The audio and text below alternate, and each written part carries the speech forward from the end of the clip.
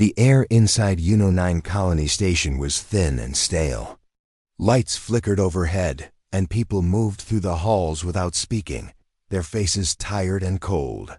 Everyone was trying to survive another day. No one looked up. No one cared to.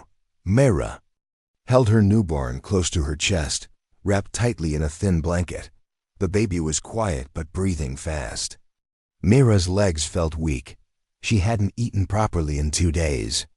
Water was being rationed again, oxygen too. The station's systems were failing just like always. Life on UNO-9 was not life at all. It was waiting for something to break. She walked down the long corridor of Sector E, the poorest section of the colony. Walls were rusted. Pipes hissed.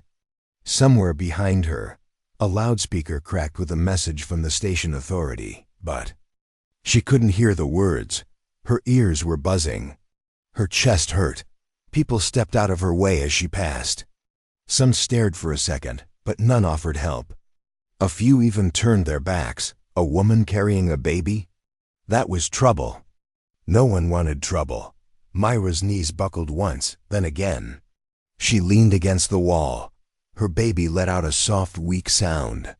Not a cry, just a whimper, her eyes blurred. She pushed forward, heading toward the lower hangar bay, where the air was a little cooler. She didn't know why. There was nowhere safe to go. The hallway tilted. Her legs gave out completely. She collapsed on the cold metal floor, arms around her baby, heart pounding like a drum. No one came. People walked past. A boy with an old bag. A woman with a gas mask. A group of miners in orange jackets. One of them looked down at her, just for a moment, but kept walking. Mira whispered, "Please ... Her voice was too soft. Then dash a shadow. Footsteps that didn't sound like the others. Clean boots. A coat that wasn't torn or stained. Someone knelt beside her. A man. He didn't say anything right away. He simply looked at her with calm eyes. His face was lined but not old. His hair was silver, but his back was straight. He didn't wear any colony tags. No ID on his chest. No worker code. "Are you hurt?" The man asked, voice low and even. Mira tried to speak, but her lips trembled. Her arms tightened around the baby. She needs air," Mira said. "Please." The man nodded once. He took a small black device from his coat and pressed a button. A bubble of clear light formed around Myra, and the baby cool, fresh air flowed in. Her lungs filled properly for the first time in days. The baby coughed once, then breathed normally. Tears ran down Myra's face. She didn't even know why. Relief? Fear? Gratitude? "Don't move," the man said. He stood and spoke into a thin silver earpiece. "Doc 5, I need a clear path." No one had ever spoken like that on UNO-9, with command, with purpose. Moments later, a sleek shuttle landed just outside the emergency hatch of the hangar. It was nothing like the rusted old colony transports. It shone like polished stone, smooth and silent. The man picked Mira up gently, still keeping the bubble of air around her and the baby. People watched now, curious, maybe afraid, but still. No one moved to help. The shuttle's door opened with a soft hiss. Inside, everything was clean and quiet. Mira had never seen anything like it. She tried to speak again, but her voice was gone. "You're safe now," the man said. He laid her on a padded couch and placed a small round disc on her forehead. A warm feeling spread through her head and chest. Her breathing slowed. Her muscles relaxed. The baby slept. The shuttle lifted off, leaving behind the flickering lights and broken air of UNO-9's lower levels. For the first time in her life, Mira didn't feel pain or fear, just questions. Why did you help me?" she asked softly. The man looked at her for a moment before answering, "Because no one else did." Mira woke to silence, not the kind of silence from a broken system or a dead air duct, but peaceful silence. A calm, living quiet, the kind that felt soft, safe. She opened her eyes slowly. The room was warm, with soft white walls and gentle lights. She lay on a clean bed, wrapped in fresh cloth. Her baby was beside her, asleep and breathing well. There was no dust. No noise, no crowd. No hunger. She sat up carefully, confused and still tired. Then she saw him, the man from the hangar. He stood by a large window, hands behind his back, staring into the stars. The ship they were on floated above the station now, far from the noisy lower sectors. Through the window, Mira could see UNO-9 like a gray shell hanging in space. It looked old, sick. The man turned around when he heard her move. "You're awake," he said. His voice was calm, almost quiet. Mira nodded, still unsure of what to say. She looked at the baby, then back at him. "Who are you?" she asked finally. Why did you help me?" He walked toward a table and picked up a tall glass. He handed it to her. "Water. Clean," he said. She took it, drank, and felt the coolness spread through her body. Real water. Not recycled. Not filtered 6 times over. It tasted like life. "My name is Roan," the man said. "I don't live on the station. I only visit." Mira narrowed her eyes. "Are you from the authority?" Roan shook his head. "No, I'm not part of them." She paused. "Then, who are you really?" He sat down across from her, folding his hands. "I'm from Earth," he said. Mira blinked. "Earth? But Earth is closed. Lost. No one comes from Earth." Roan gave a small smile. "Most people believe that, but not all of us left before the collapse. Some stayed, some rebuilt, quietly. I was born there." Mira stared at him.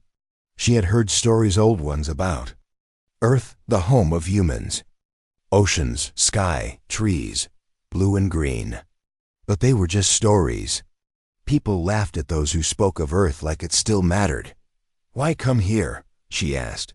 Roan looked out the window again. "Because I remember what humans are. I remember what we once were. And when I see places like UNO-9, I see how far we've fallen, how much we've forgotten." He turned back to her. "I came to find people who still fight, people like you." Mira shook her head. "I'm not a fighter. I was just trying to find air." Roan nodded. "But you didn't give up. You kept going, even when no one helped you. You didn't leave. Your child, that matters more than you think." Silence fell between them again. Mira looked down at her baby. The child was peaceful, tiny fingers curling in sleep. Mira brushed a strand of hair from the baby's forehead. "What is this place?" she asked. "This ship is called the Phelan," Roan said. "It's mine. I built it from Earth tech systems no one remembers how to make. Clean air, real food, stable power. Things every human should have." Mira looked around. "Why don't you share it with the station?" "I tried," Roan said. "I offered help. But those in charge don't want change. They control the broken systems. They profit from it. If everything works, they lose power." Mira wasn't surprised. She had seen how the upper sectors lived. Clean halls, private water tanks, food in sealed packets. While the rest of the station fought over crumbs. "So you just wait?" she asked. Roan shook his head. "No, I watch. I help when I can. I look for people who can do more." Mira frowned. "People like me?" Roan stood up again. "You still have something many have lost.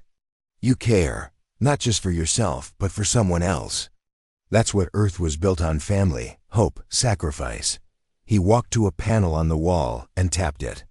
A map of UNO-9 appeared, a full blueprint of the station. Mira saw areas she didn't even know existed. "There's something hidden in the old part of the station," Roan said. "A core from the first colony days, built by Earth engineers before they were forced to leave. It holds systems that could fix the entire station." Mira's eyes widened. "Why not open it?" Roan looked at her seriously. "It needs a voice. A signal from a bloodline coded long ago. I've scanned every person in the upper sectors. None match but you. Your child. Something in your line might still hold the key. Mira stared at the map. You think I can do this? Roan nodded. I do. She looked down at her baby again. What happens if I try? She asked. Roan's voice was calm. Maybe nothing. Maybe everything changes, but the choice will be yours. Mira closed her eyes for a moment. She had been weak, hungry, forgotten. But now, she felt something rise inside her. Not power, not pride, possibility. The next day, the ship floated in quiet space, slowly circling UNO-9. Mira sat in a soft chair near the large window, her baby sleeping peacefully in a small cot beside her. The stars outside looked like cold lights, far and silent. She had seen stars all her life, but never like this. From the lower levels of the station, space was just blackness. From here, it looked endless dots she still didn't know how to feel. Safe? Confused? Grateful? Maybe all three. Roan entered the room carrying a round silver object. It looked like a globe with soft lights across its surface. This is a memory pod, he said gently. It holds recordings, images, and data from Earth. Mira turned her head slowly. From Earth, real ones? Roan nodded. From before the collapse, before the silence. He placed the pod on a table. It lit up. A small image formed in the air above a dot. It showed a wide blue sky, real birds flying. A green field with children running and laughing. A woman smiling, holding hands with an older man. Behind them, trees waved in the wind. Water sparkled in the distance. Mira covered her mouth. Is this real? Roan sat beside her. Yes, that's Earth, many years ago, my home. It's so. Right, Myra whispered. Roan smiled faintly. We had light. We had food, clean air, forests, but we didn't value it enough. Wars broke out. Systems failed. We lost the balance. Earth didn't die. We left it behind. Mira watched as the image changed. Cities with silver towers, parks full of people, oceans full of life, and then darkness, buildings broken, smoke rising, people running. She looked away. Roan tapped the pod again. The image stopped. I show you this, he said softly, because you need to understand something. You carry a piece of that world in you. Myra looked confused. What do you mean? You're not just another station worker, Mira. Your bloodline, your family might be connected to one of the first Earth colonies. The ones who built the tech deep inside UNO-9. That tech doesn't answer to anyone now. But if your voice is linked to the old codes, it might open. Mira shook her head. I don't know anything about my family. My parents died when I was young. I've always been alone. Roan nodded. Even so, the code could still live in your DNA. Some systems were made to recognize patterns passed down through generations. I can test it, but I won't force you. She looked at her baby. What happens if it works? Roan stood and walked to the window. If the old systems are still working, we could restore full power to the station. Clean air, water, heat, even protection from radiation. It could save thousands, but there's risk. If the core is damaged, or if someone finds out, they could try to stop us. Mira stood too. Her legs were steady now. Why help them? The people who ignored me when I fell. Roan turned. Not for them. For the ones like you, the quiet ones. The mothers, the sick, the tired workers who haven't given up. The ones who deserve more. He walked to a panel on the wall and opened a hidden drawer. Inside was a thin band with soft blue lights. This will scan your genetic code, he said. We'll know in seconds. Mira hesitated. She had never thought she was special. She had never hoped for anything great. But now someone believed she might be more than just another face in the dark.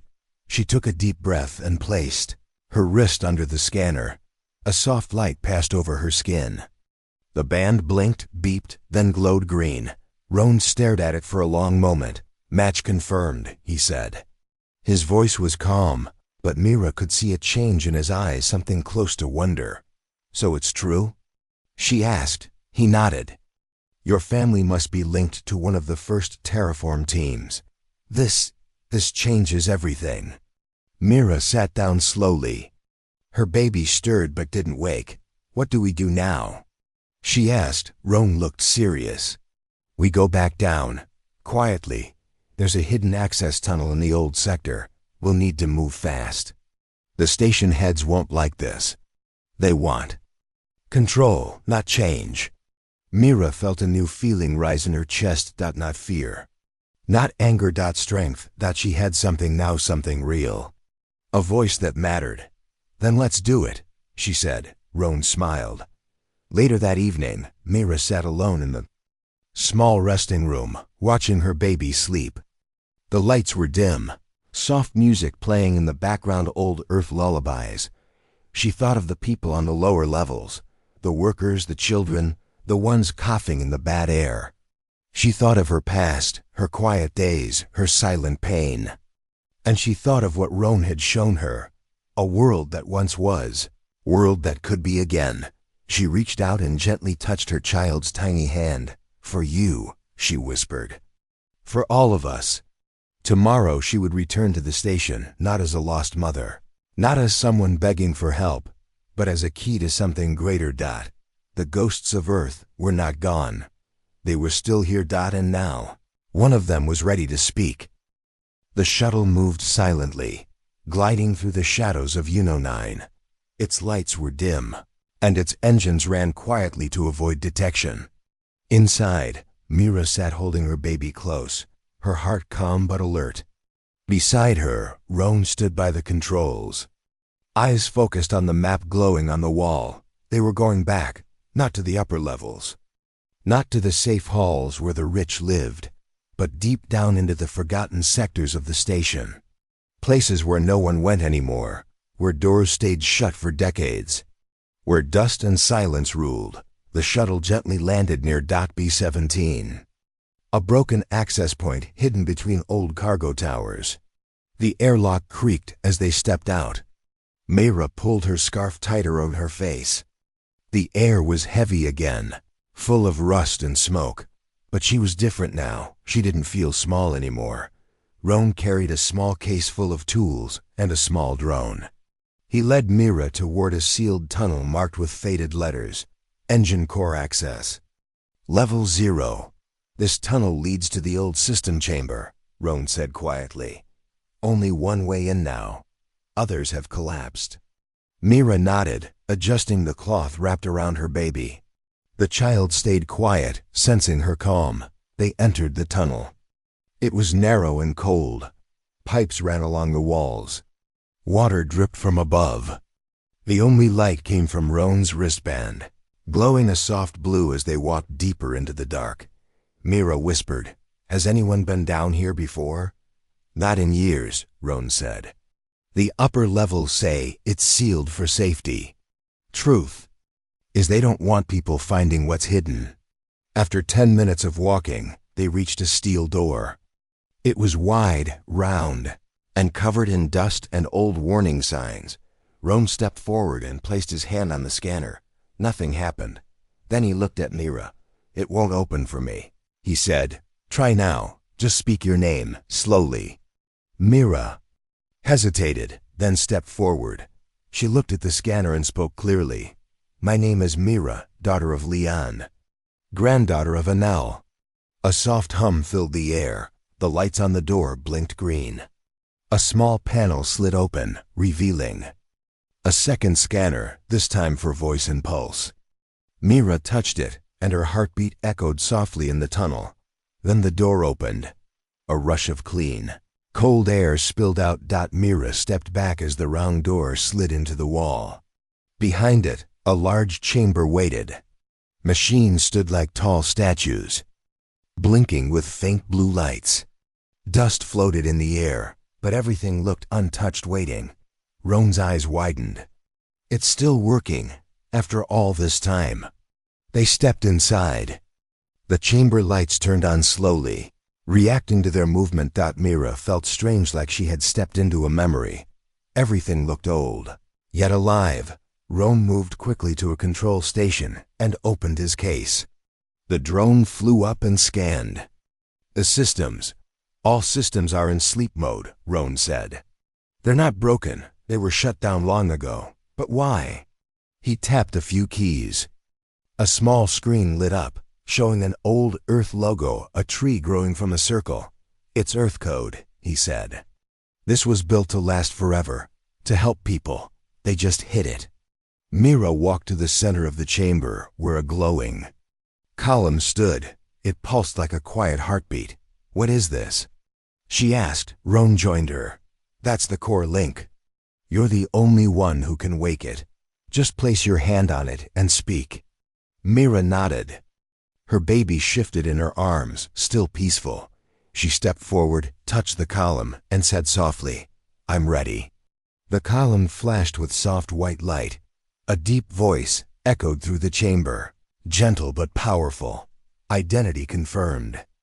Access granted. Rebooting station systems. A hum filled the air as the machines came alive. Lights turned on. One by one. Old fans began to spin. Pipes released steam. Screens lit up across the walls. And deep within UNO9, something began to change. Roan stared in wonder. It's working. You did it. Mira backed away, breathing deeply. She looked around as the chamber filled with warmth and energy. But then an alarm beeped. Roan turned sharply to a screen. A red light blinked. What is it? Mira asked. Someone's coming, Roan said. The upper guards. They must have felt the power spike. They'll try to stop this. Mira's face went cold. We can't let them. Roan moved quickly. I'll lock the main doors. That'll give us time. Once the reboot finishes, the new systems will spread across the station. They won't be able to shut it down. Mira looked at her child. This is for her, for everyone. Just then, the chamber shook slightly. Footsteps echoed from the tunnel. Roan placed a small device into Mira's hand. If anything happens to me, take this. It holds the override codes. Protect it. Mira gripped it tightly.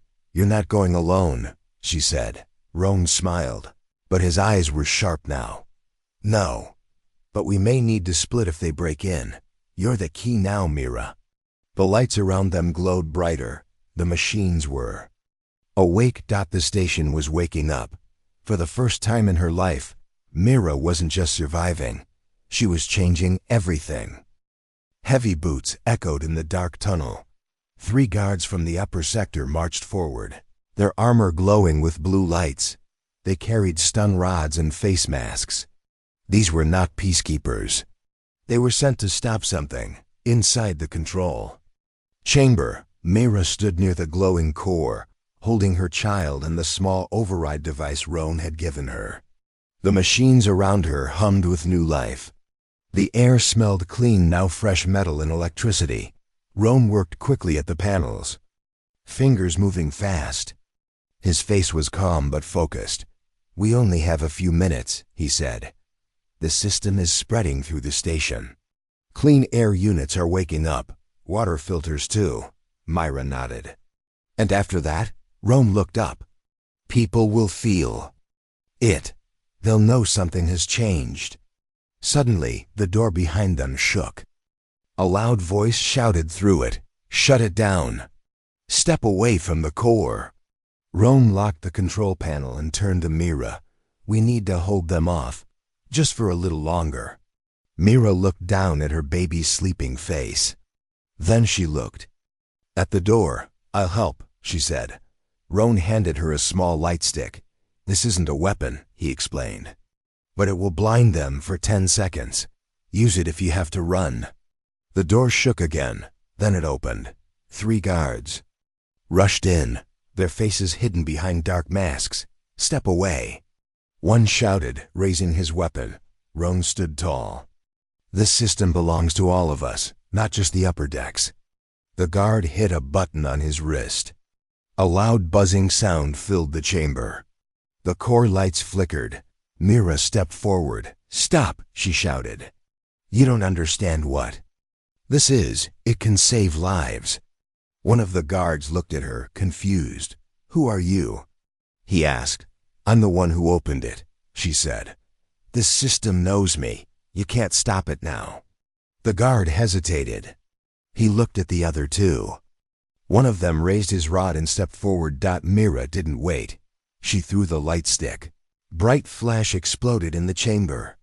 The guards screamed, covering their eyes. Roan grabbed Myra's hand. "This way," he said. They ran through a side tunnel, the baby held tight in Myra's arms. Behind them, the alarms were still ringing. But the core stayed bright. The system was still online. They ran through old service paths. Pipes hissed around them. Lights flickered. But Roan knew the way. Finally, they reached a quiet storage room.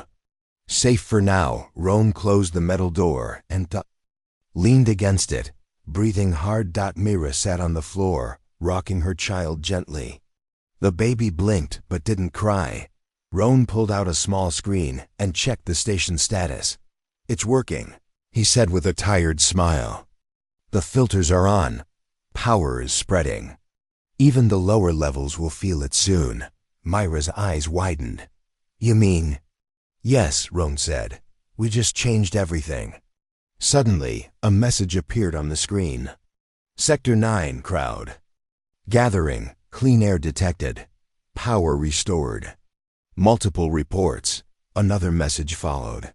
"Sector 3, worker group refusing orders, asking about the change, and more. Sector 1, air quality alert removed. Food units restarted." Mira stared at the screen in disbelief. "It's starting," she said softly. Roan nodded. "They know. The station is waking up." Meanwhile, in the upper sectors, panic was growing. Leaders gathered in a tall tower, watching the reports flash across their screens. Their control was slipping. The old systems were turning back on, but not by their command. "This is dangerous," one man said. "If the people realize they don't need us," another shouted. "We must shut the core down, now." But the system no longer listened to them. In the lower levels, workers were stepping out of their broken homes. For the first time in years, the air didn't burn their lungs. Lights were on. Water flowed from pipes that had been dry for years. Word spread fast. Something has changed. Someone opened the Earth system. A woman from below did it. People gathered in groups, talking, whispering, rising. Back in the storage room, Roan and Mira listened as small voices came through the wall speaker. It was the emergency station, frequency open to all. "This is Unit 74. We have clean water again. Air's good in Sector 12. Who did this? We want to help." Myra looked at Roan. "They're not afraid anymore." "No," Roan said. "They remember they are human. Just like Earth wanted them to." She stood, feeling stronger than she ever had before. "I want to go back," she said, "to the people. I want them to see me, to know who I am." Roan smiled. "It's time."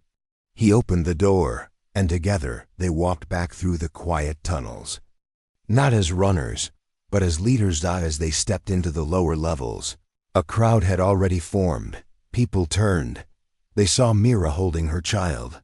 Standing tall, someone whispered, "That's her." Another said, "She brought the air back." Then the crowd began to cheer, not loud, not wild, but full of hope. It was the sound of people waking up. Mira didn't say much. She only raised her hand, and they followed, not with weapons, not with fear, but with belief. Unit 9 was no longer silent. For years, the space station had been filled with tired footsteps, quiet suffering, and cold walls. But now voices filled the halls, real voices. Laughter, shouts, hope. And at the center of it all was Mira. She walked slowly through the lower levels, her child held close, Roan beside her. People stepped out of their rooms to see her. Some stared in silence, some whispered. Some reached out to touch her shoulder, as if to believe she was real. She's the one who opened the old system. She gave us clean air. She changed everything. Myra didn't wear fine clothes or carry a weapon. She didn't have power the way the station leaders did. But she had something stronger now. Trust. In a small square near Sector 9, a group of workers had gathered. They brought out broken chairs and crates and made a place for Myra to speak. Roan set up a simple transmitter. You can talk to the whole station now, he told her. Every level. Every person. Myra looked down at the microphone. I've never spoken to so many people, she whispered. Roan smiled gently. Just speak from the heart. That's all they need. Myra looked at her baby, who was now awake, eyes wide and calm. She stepped forward. The crowd grew quiet. Her voice, soft but steady, flowed through every speaker on YUN-O-9. Hello, my name is Myra. You may not know me. I was like many of you. I lived in the lower decks. I worked long hours. I waited in food lines. I breathed the same bad air. I was forgotten. Until one day, I fell on the ground, holding my newborn child. And no one helped. No one. Except one man, Roan, a stranger. He lifted me up when others walked away. He showed me something I didn't know still existed, hope. People across the station stopped what they were doing. Mechanics dropped their tools. Guards paused in their patrols. Children looked up at the speakers. I found an old part of the station built long ago, during the time of Earth. It was sleeping, but it still worked. It held clean air, clean water, power and light. They told us it was broken. But it wasn't. They told us we were weak. But we're not that. We were just quiet. Now it's time to speak. In the control tower, the station leaders stared at the screens. Myra's face appeared on every monitor. Her voice was strong, calm, and impossible to stop. The station belongs to all of us, not just the rich, not just the loud, not just the powerful. We keep it running. We fix it. We live in it. And we deserve to breathe. We deserve to live. Cheers began to rise from every level. Even guards who had come to silence her now lowered their weapons. Myra continued. I don't want to lead with fear. I don't want to fight. But we will not be silent again. If you are with us, if you believe in this change, stand up. Speak. Help each other. This is only the beginning. Roan stepped up beside her as she ended her message. He didn't need to say anything. The people were already moving. All around the station, workers began organizing. They fixed broken lights. They opened locked supply rooms. They helped each other. That night, Myra sat near a small fire made from old heating coils. Her child slept peacefully on her lap. Roan sat beside her, watching the stars through a broken ceiling window. You spoke well, he said. You gave them something real. Myra looked down at her hands. I didn't plan it. I just told the truth. Roan nodded. Sometimes that's more powerful than any plan. Suddenly, a young girl ran toward them. She was from Sector 7, one of the darkest corners of the station. Miss Myra, she said breathlessly. There's someone here to see you. A group, actually, from the upper levels. Myra stood slowly. The upper levels? Roan stood too, alert. Are they armed? The girl shook her head. No, they came without weapons, they said. They want to talk. Minutes later, Myra stood face to face with 6 people from the upper decks. They wore clean suits and looked out of place in the dirty halls. But they were not angry. One of them, an older woman with silver hair, stepped forward. My name is Alan. I serve on the council. We saw what you did. She looked at the child in Myra's arms. You reminded us of something we had forgotten. Myra didn't answer. She waited. Alan lowered her head. Not all of us want to stop you. Many of us have families too. We just didn't see what was really happening until now. Another man added, we want to help rebuild. Together. Roan stepped closer. Words are easy. Action matters. Alan nodded. We know. Let us prove it. She pulled out a small data chip and offered it to Mira. This holds blueprints to every sealed area of the station, including the farms and clean water tanks. It's yours now. Mira accepted it slowly. Then help us open them, she said. Alan smiled. We will. The next few days moved quickly. People from every level joined hands. Old walls were removed. New walkways were opened. Lights were restored. Clean water reached every home. Mira became the voice of the station, not because she wanted to, but because the people asked her to be. She didn't give speeches every day. She didn't make orders, she listened. And that made her stronger than any leader UNO9 had ever known.